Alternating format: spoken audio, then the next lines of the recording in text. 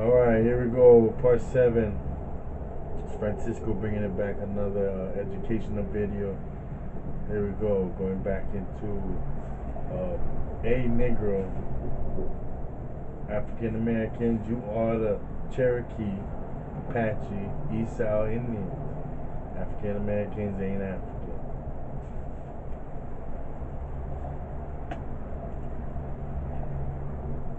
Now remember, I was trying to show you that you're the Indian. So when they place these images of these mongoloids, they have to understand that they was brought here and they was placed in your stead. And so when you watch this next video, you have to understand that when they're talking about these people, they're not talking about mongoloids, they're talking about you. And they'll even say the first person speaker or people that were there and they were taking the notes of what they wrote. They even say, oh, they treated the Aboriginals, oh, them. So they're not recognizing themselves as the Indians. So they understand that there are different type of Indians. And I've showed you enough evidence to prove that there were other type of Indians, and that there's books out there to show you about the lives of the slave trade. Okay? Horrors of Thanksgiving and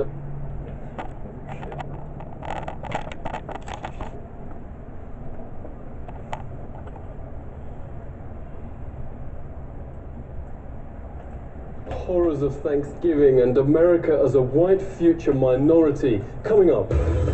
Far and away the most massive genocide in the history of the world. The lowest life expectancy in the West. And the year the U.S. will turn native.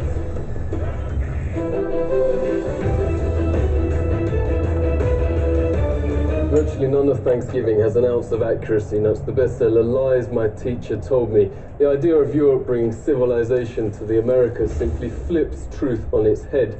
This is what European explorers actually found in North America. Far and away the most beautiful city on earth. 5 times the size of London or Rome. Great towers and buildings rising from the water.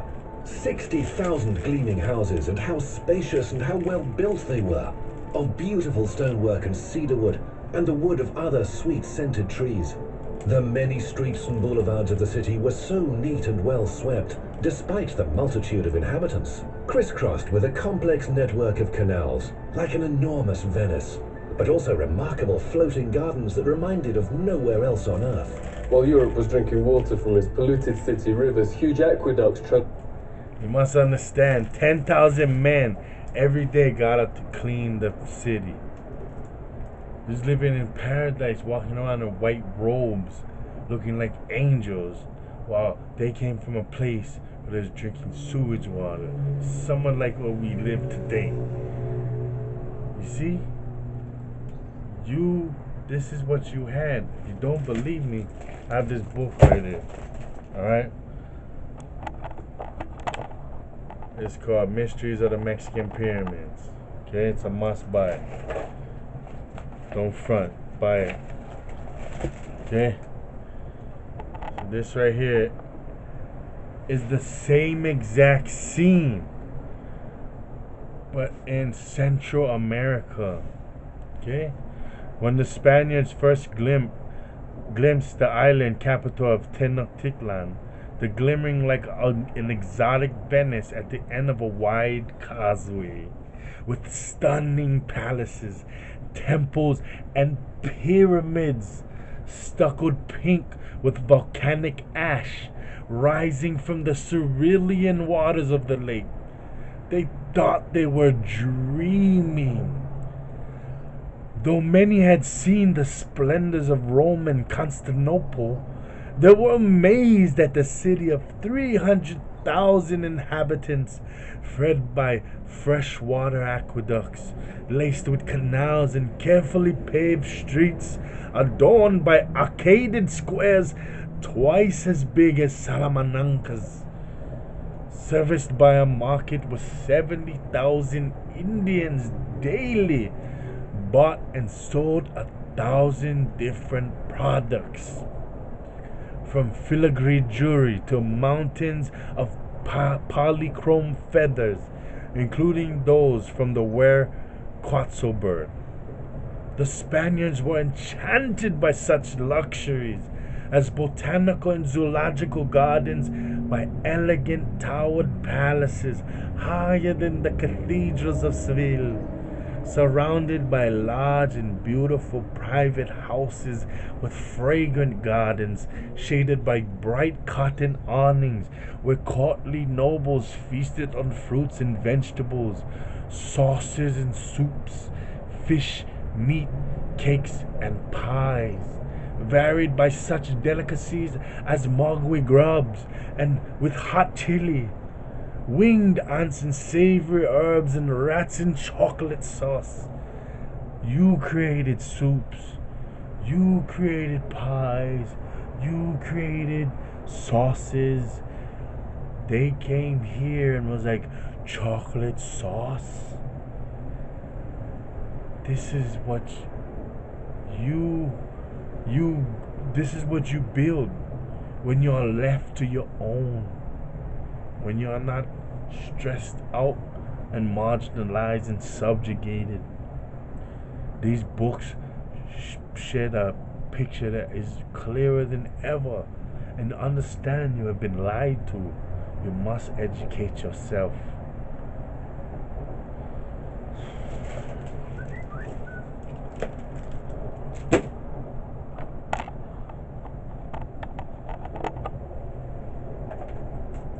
Exported America's water from fresh springs. But what impressed most were the special merchant areas where timber and tiles and other building materials were bought and sold, as well as greengrocer streets where one could buy every sort of vegetable, fruits, honeys, nut paste and chocolates. Astonished by the personal cleanliness and hygiene of the colourfully dressed populace, and by their extravagant use of soaps, deodorants and breath sweeteners.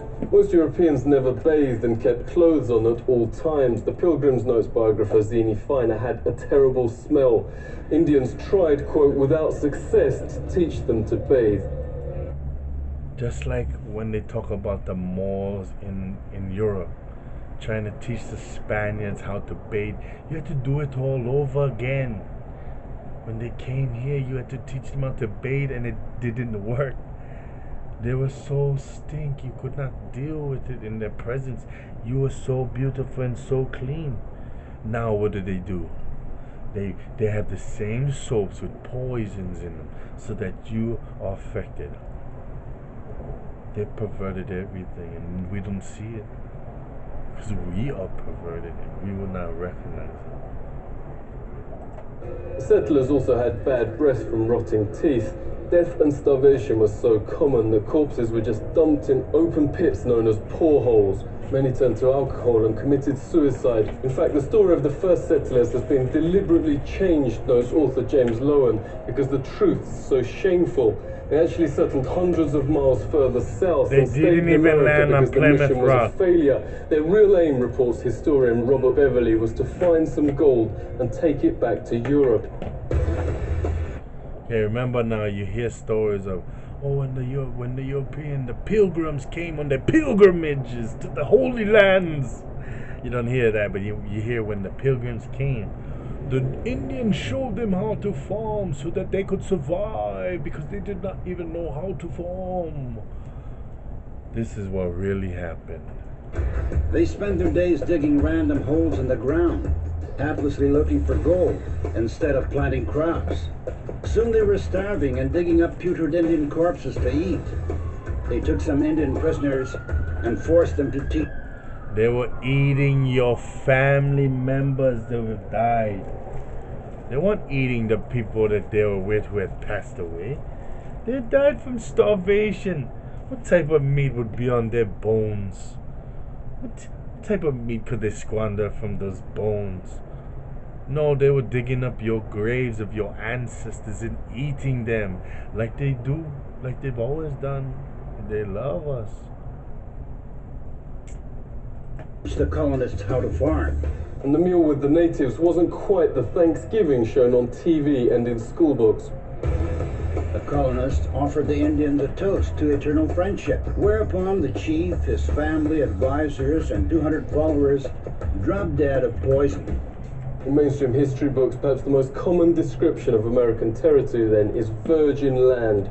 In fact, notes historian Peter Jennings, it was widowed, horrific enough the Nazi ethnic cleansings in Europe during World War II. Leading American studies professor David Stannard notes it's dwarfed by, quote, far and away the most massive act of genocide in the history of the world. The death of 100 million indigenous people in the, quote, American Holocaust, some from disease, but also vast numbers from a deliberate policy aimed at wiping out the race that mainstream history books continue to pretend never happened.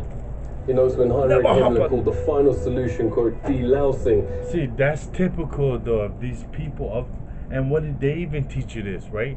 Well, when you're a bad kid and you got busted for a crime, what did you do?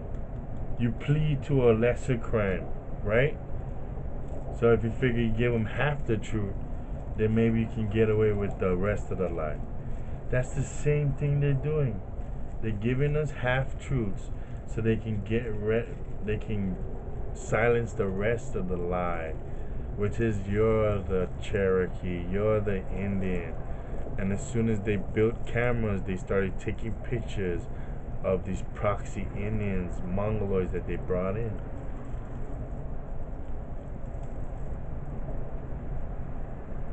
What they did was they took your stand. Himmler was only echoing the Pilgrim Army's rallying cry, "Nits make lice," nits being Indian babies. This was a map of Indian nations across the US. 80% of the first government's entire budget went on attacking existing Indian settlements to take their developed farmland. Settlers would most probably not have survived, writes Jennings, on their own. 95% of America's entire population was then wiped out. American Holocaust notes there is documented evidence of colonization. So first what they did was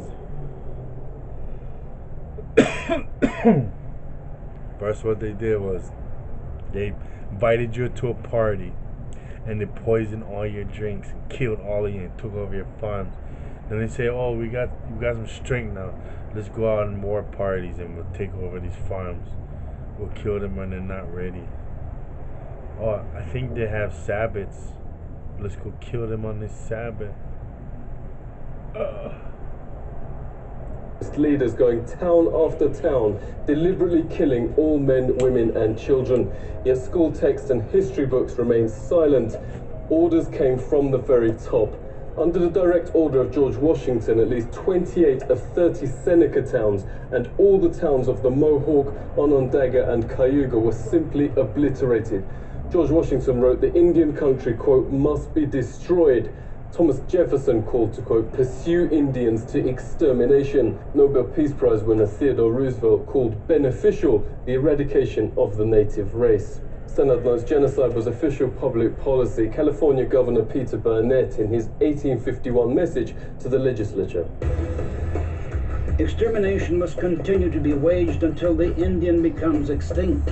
Another governor issued the public proclamation to, quote, pursue, kill and destroy all Indians. A witness notes the ensuing bloodbaths practically wiped out the native race. The whites shoot them down like wolves, men, women and children, wherever. The whites shoot them down like wolves.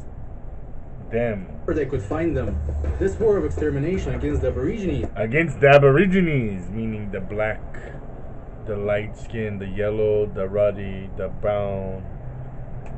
Is tending to the final extinction of the race. What reportedly saved the race from extinction was their use as slave labor. This extermination policy has proved so injurious to the interests of the whites. Indian labor is indispensable. Highly prized slaves were Indian girls as young as 3, said the Marysville Appeal, for fulfilling double roles of labor and of lust. Phil Lane Jr. So they was prostituting these little girls. As hereditary chief of the Hankton First Nation, Look Phil, him, really great to see you. European What facts are being Mongoloid. airbrushed out of history? He's the Practices were that that sometimes you don't want to speak about, and they not only wiped out most of the people, but the way they did it, the greatest loss of people. Their book said they pretty much wiped everybody out. There was just a remnant of us left. So it was easy to bring in all these Mongoloids as proxy. There's only so much of us now because of the time from then to now of us mating together. We've reinitiated, as long as our father seed hasn't gone, you know, of the way of the white man. We're still here. At any time in history, Cultural genocide is still being waged on surviving Indians, reports Truthell. From the start of the 20th century, children were forced into so-called Indian boarding schools designed to, quote, kill the Indian in them, according to the system's founding father, Richard Pratt. Indians are obliged to change their name to a Western one like Tom, made to dress and style their hair like whites. Indigenous Americans are also forced to adopt Christianity and all other parts of Western culture. Lenore Stefan witnessed the abuse firsthand. Thank you so much for speaking to us. Can you tell us what happened? Federal policy here was to... Now look at this name. Atsina, Sin, Shinna, China, Sinna. These are all the same people. That's why you line her up next to a Japanese picture, or a Chinese or Korean. They look similar. It's because they come from the same root. They were brought here as proxy. And now they sit on your lands collecting and not doing a damn thing. They don't farm like you farm. They don't build like you build. They don't hunt like you hunted. They just sit there and gamble and drink and rape their fucking children. Sick. Was to take the Indian out of the person. They beat the language out of like my father. He grew up his whole life. His then their hands kids were kind never of know what was going on. Now they're getting manipulated. As a result, he used to talk our native language, but he never wanted me to learn. I consider myself a recovering Catholic because of, you know, the sexual abuse that I experienced, you know, from the Catholic Church. Daniel Sheehan says the genocide is continuing. He's helped start the Lakota Child Rescue Project to stop the forcible removal of Indian children. Daniel, thanks a lot for coming on. Could you tell us what is happening to the children? And what we discovered is that not only were the children being taken on an epidemic level, that it was happening on every single one of the reservations. And in virtually every one of the major cities. The International Convention Against Genocide. What do they do today? They come in and take all your kids. As soon as something's up, they find some little thing about that's wrong with you that they don't like. They come and take your kids. Same shit. Actually, the shit is all format, it's all textbook. Has a provision which expressly identifies what's going on as genocide. That the systematic undertaking on the part of the racially dominant culture in a given nation state, taking away indigenous children from their native tribes and putting them in the white culture has been identified as genocide.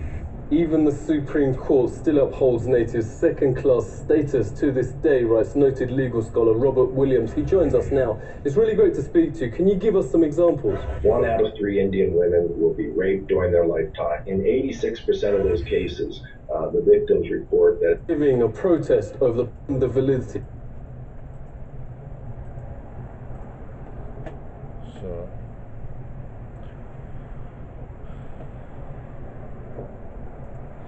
Look, all this Native American footage ever. This fucking thing keeps coming up. Let's see what they got to give. Give it all you got. Give it all you got. Give it all you got. Woo! King Drop just showed how the flutes are tuned to 432 and what our ears are aligned to. That's all shit.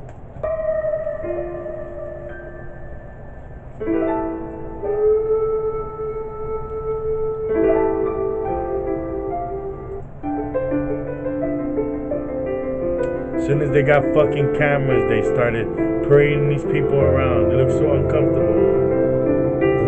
They said, do this, do that. That's what the Indians did. Okay, copyright. I don't know how long I got, but you see how they do it?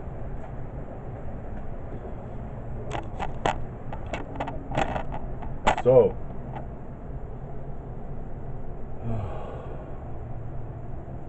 that's the thing.